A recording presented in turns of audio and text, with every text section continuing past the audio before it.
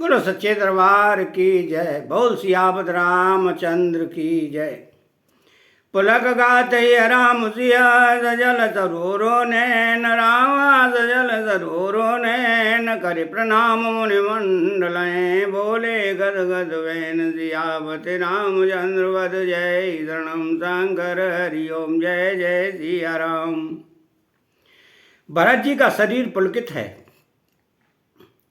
हृदय में श्री सीताराम जी हैं और कमल के समान नेत्र प्रेमाश्रु के जल से भरे हैं। वे मुनियों की मंडली को प्रणाम करके गदगद वचन बोले। मुनि समाजो अरो तीरथ राजू साचे सपथ अगाए अगाजू थल जो की झुकई बनाई सम अधिकन अग अधमाई।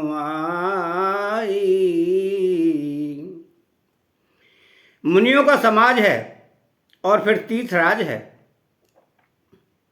यहां सच्ची सौगंध खाने से भी भरपूर हानि होती है। इस स्थान में यदि कुछ बनाकर कहा जाए तो उसके समान कोई बड़ा पाप और नीचता न होगी। तो तुम सर्वज्ञ कहूँ सत्यवाओ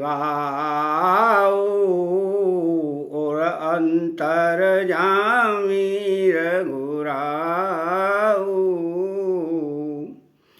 मोहे न मातो कर तब कर सोचू नहीं दुख जिया जगो जाने पोचू। मैं सच्चे भाव से कहता हूं, आप सर्वज्ञ हैं और श्री रघुनाथ जी हृदय के भीतर की जानने वाले हैं। मैं कुछ भी असत्य कहूंगा तो आपसे और उनसे छिपा नहीं रह सकता। मुझे माता केकई की करनी का कुछ भी सोच नहीं है और न मेरे मन में इसी बात का दुख है कि जगत मुझे नीच समझेगा। तो नाहे न डरो बेगरे परलोकु पिता मन कर मोहि न जोगु सुक्रत सुजस भरे भुवन सुआए लक्ष्मण राम दरे जसुत पाए। न यही डर है कि मेरा परलोक बिगड़ जाएगा और न पिताजी के मरने का ही मुझे शोक है, क्योंकि उनका सुंदर पुण्य और सुयश विश्व भर में सुशोभित है। उन्होंने श्री राम लक्ष्मण सरी के पुत्र पाए। तो राम विरह तजे तनु छन भंगो भूप सोच कर कवन प्रसंगो राम लखन सिया वेणु पग पनाई करे मोन वेश फिर बन वनाई। फिर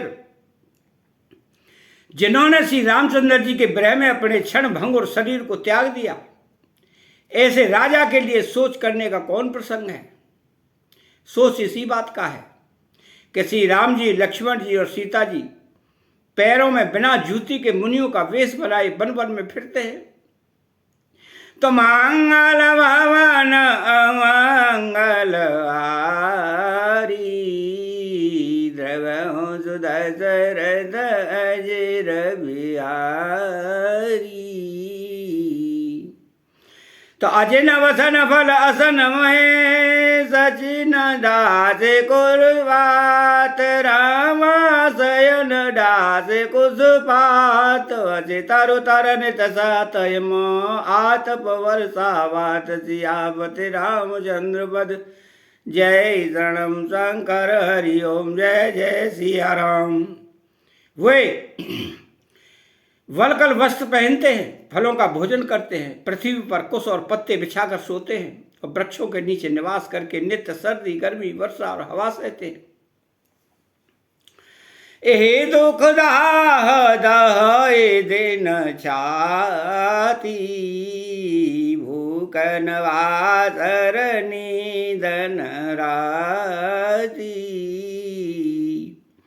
एहि कुरोग कर औषधु नाई, सो देव सकल विश्व मन माई। इसी दुख की जलन से निरंतर मेरी छाती जलती रहती है। मुझे न दिन में भूख लगती है, न रात को नींद आती है। मैंने मन ही मन समस्त विश्व को खोज डाला, पर इस कुरोग की औषध कहीं नहीं मिली। तो मातो कुमत बड़ई अगमूला,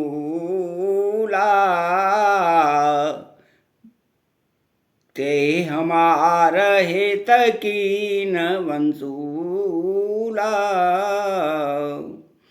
कले को काठ कर कीन को जंत्रु, गाड़े अवध पड़े कठिन कुमंत्रु।